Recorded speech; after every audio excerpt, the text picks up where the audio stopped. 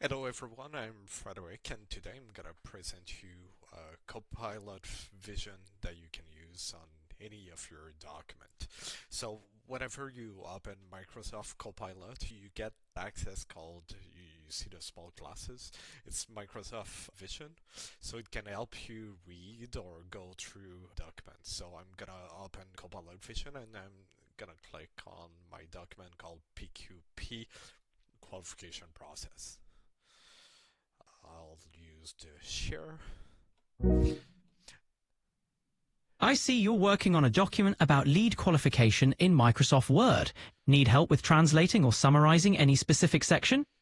Yeah, I would like you to summarize what would be the criteria to qualify the lead here at Gestisoft. The key criteria Gestisoft uses to qualify a lead are based on the BANT model: budget, authority, need, and timeline. They look for a realistic budget, decision-making authority, a clear need for their solutions, and a defined timeline for implementation. These factors determine whether a lead is ready to move forward in the sales process. And do you have any idea or question that could use to define the need for a prospect? To define the need for a prospect, consider asking questions like, what challenges are you facing with your current system?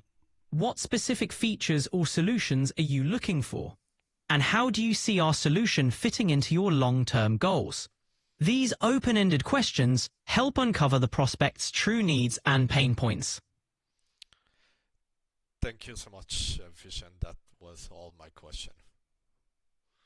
So you can see I used a French document. The document that I did present was completely in French, and Vision was able at the same time to read the document, read the information, answer me in English so I can get all the information without having to translate myself or having to translate the document. And it was also able to extrapolate based on the information within the document. As an example, the question of qualification were not written in the document, so it went a bit further and used the GPT-5 model to create those questions. So create more information than what existed in my document. Thank you so much and have a good day, guys.